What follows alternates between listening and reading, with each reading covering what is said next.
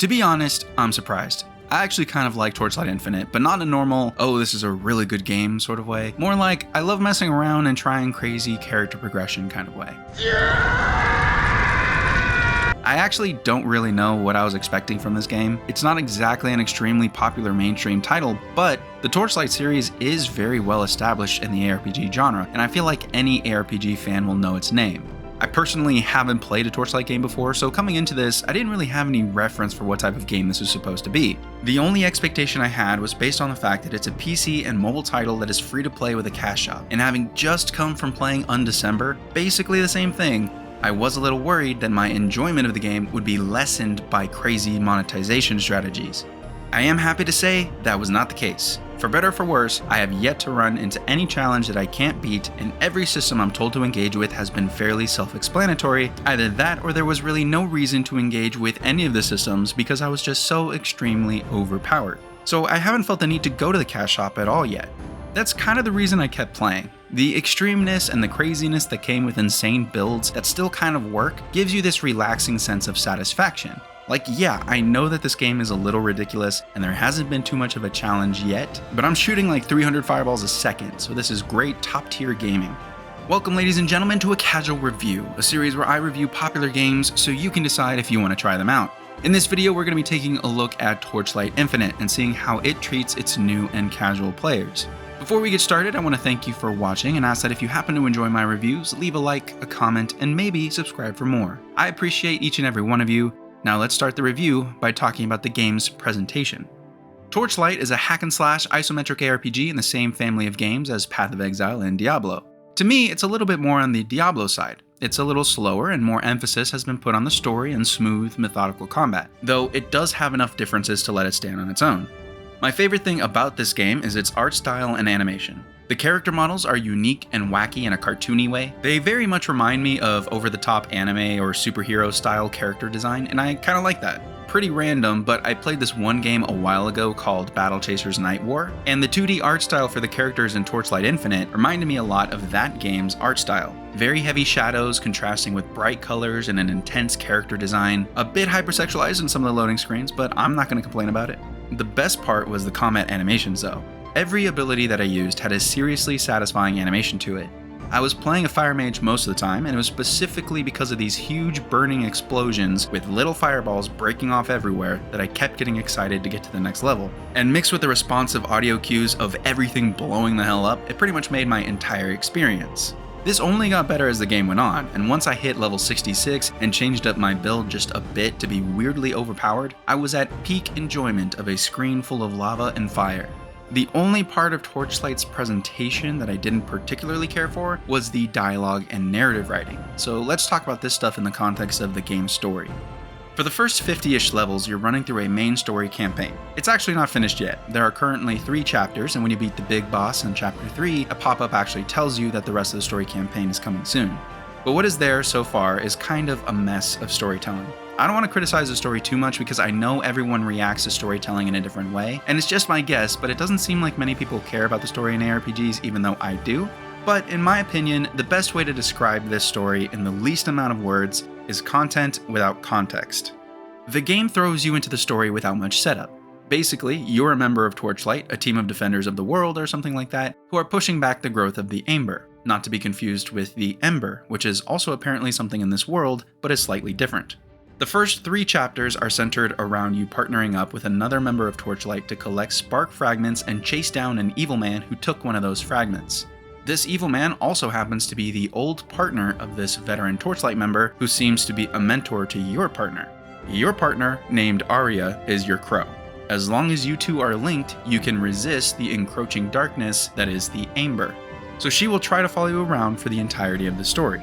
So far, not a bad setup. It's a solid premise in a world that is fairly unique, and I like that. But now, things happen, and you just don't have enough context to understand it or really care about it at all. It happens all throughout the story, but let's take a quick example. The first chapter has you chasing the evil man, whose name is Lean, to get back a spark fragment. You travel around with your crow, Arya, and the veteran Torchlight member, Liv. At one point, you catch up to a wounded Liv and the evil man Lean while they're fighting each other over the spark fragment, and that's basically all you're told. You don't exactly know what the spark fragments do other than knowing that they have some untold power that the holder can tap into. But why does Lean take the fragment here? Is this an important ritual altar or something? A portal that he can tap into? What is his goal here? Apparently, Lean and Liv are trying to save each other from the corruption of the Amber, but their ideas on how to do so are vastly different. And by different, I mean that Lean is trying to start the apocalypse. How does that save Liv? You learn later that he was trying to strike a deal with whatever bigger, badder evil was giving him orders, but I can't help but think, why? Instead of killing Liv and everything she cares about, why don't you talk to her about it?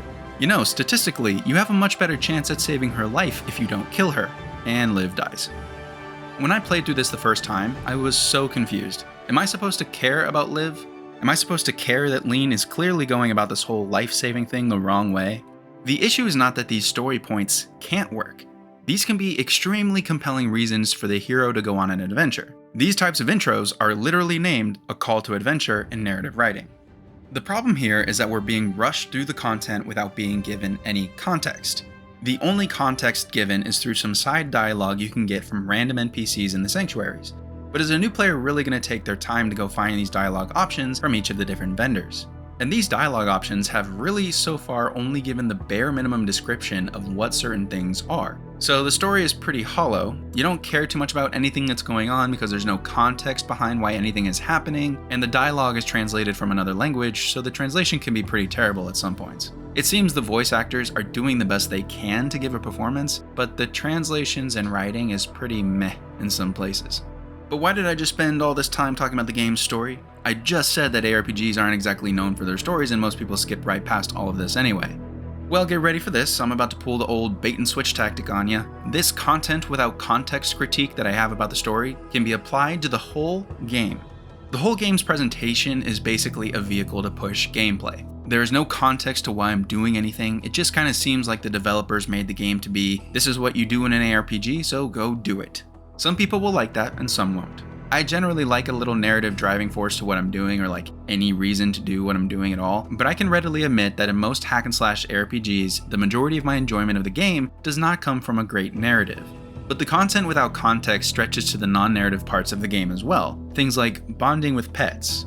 Why can you bond with random looking pet thingies? Don't question it. Just appreciate the fact that you have extra stat nodes to play with. Why does your character choose from a wide variety of religions to be empowered in different ways? Don't question it. Just be happy that you can influence your build using 3 different skill trees. Again, these mechanics are actually fun to play around with. Who can argue with having so many ways to build and mold your character's power? But if you stop to think about any of this deeper than just at a surface level, you kind of think, why?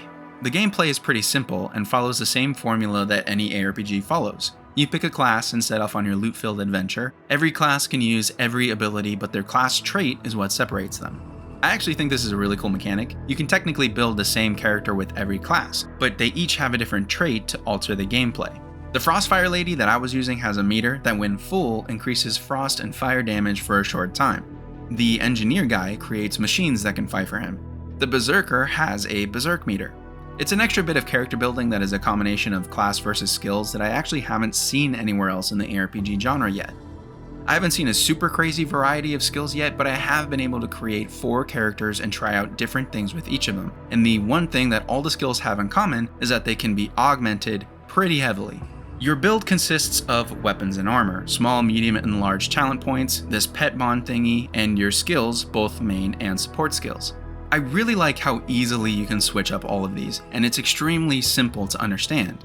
Before level 80, you can completely respec your character in any way that you want. All the talent points can be refunded, the skills can be changed at will, and you can use any weapon or armor as long as you meet the level requirement. It definitely feeds into the strength of the character building in this game. When you start off, you're pretty slow and weak, but as you progress, you can build yourself into becoming a god. I mentioned before that the reason I kept playing was because I could make these builds and be crazy powerful while kind of looking hilarious. Example, for my mage, I just heavily buffed my cast speed and mana regen and made a machine gun of fireballs. For the Berserker, I was building my leap slam ability and hopping everywhere. I don't want to take away from the player agency to turn up the craziness to 100, this is what made the game so fun for me, but you don't get the full blast of fun, wacky builds until you get past level 50 or so and unlock enough talent points to truly alter your character. So until then, you're stuck with a slow and methodical combat while trudging through low-populated maps, blasting everything in your path with ease, and listening to cringy, poorly written or translated dialogue from an unimpactful story. Not to mention that the entire last 2 chapters are you going through the same locations, fighting roughly the same bosses, just without the story to give it that little bit of context. And then, once you're done snoring through the first 50 levels of gameplay, the game gives you its endgame mapping system. Go clear these random locations of enemies and clear the plane of its plane or boss. Oh, and don't forget the void pirates that you can kill for more loot. Why? Don't question it, just do the obligatory endgame mapping system and enjoy it. At this point, I actually started to like the game a bit more just because I was able to play around with the better builds. But obviously, this is terrible for new players. It's the old, the game gets good after X amount of hours. New players will have to get through the campaign to get to the actual game, and some people won't make it that far. I also feel I need to say again how easy the game has been up until this point. I've seen in chat that the game does get harder after level 80 or so, but fuck man, 79 levels of no challenge at all? How do you know if your build is good? Honestly, my PoE PTSD is making me worry that my overpowered character is gonna all of a sudden get bricked once I get to a certain level. Until then, I'm just holding down right click and burning everything around me without taking any damage. And what's worse is that during the campaign, the difficulty is even lower. All you really have to do to make a viable character is use anything that shows a green percentage in both your offense and defense. Unless you don't know how to dodge the occasional line on the floor, you will not die in the entire campaign. The last thing I want to talk about is something I think the game does extremely well. It's something that sometimes goes unnoticed, but everyone complains when it's not there. The quality of life features in this game are phenomenal. I talked about it a bit when covering the gameplay, but being able to respec all of your talent trees, skills, and class traits until level 80 is by far one of the best features in the game. They really wanted to lean into the whole make a crazy build and go nuts angle for the game, and I respect that. This isn't a narrative epic journey, this isn't a dark, gritty Path of Exile anger fest, it's just fun, repetitive fun, and I feel like features like that enable everyone to just have fun. Another quality of life thing I liked was the fact that you could loot stuff just by clicking on it. Your character doesn't have to move over to each thing you click. And if you really were lazy and didn't want to check on anything, you could just turn on auto loot. For future updates though, I really hope that the quality of life stretches to the menus because there was a lot of them and they weren't very easy to navigate or read things on. Just a small gripe really, along with the fact that nothing had hover over text. I'm pretty sure that's because it's a mobile first title, but I would really like to not have to click everything to see details on it. To wrap this up, let's assign arbitrary numbers to what I've reviewed so far. Presentation and art style, 8 out of 10. I love how things look, especially the smooth and wacky combat animations. The story, 4 out of 10. Content without context, I don't understand or have a reason to do anything I'm doing. Gameplay, 6 out of 10. Standard ARPG gameplay with an abundance of customization that gets extremely satisfying in the later levels. You just have to get to the fun part, which is after level 60 or so. And most importantly, 10 out of 10 have not felt the need to talk about the cat shop, so I won't. Even though I do have a serious problem with the whole content without context thing, I think my biggest critique for this game is that it holds all the fun in the second half. I know I've brought up a lot of negatives about this game, but I want to emphasize that if you don't mind sticking around for the second half, then what you do have is a fun hack and slash ARPG sandbox, where you can build your character in powerful and crazy ways, which is entirely underrated. This is the ARPG to play if you just have a random class fantasy and want to see if it works. Want to play a berserker that jumps around everywhere? Cool, do that. Want to play an illusionist that permanently freezes people? Do it. Want to make an engineer that has his uberpower minions do all the work while you run around dodging mechanics? It's probably one of the best builds out there. The systems are great to play around with as they brilliantly work with each other in a bunch of different ways, so for that alone, I would recommend this game to anyone. If you have character building and strong power progression, who needs anything else, right? If you've tried this game, I would love to hear what you think.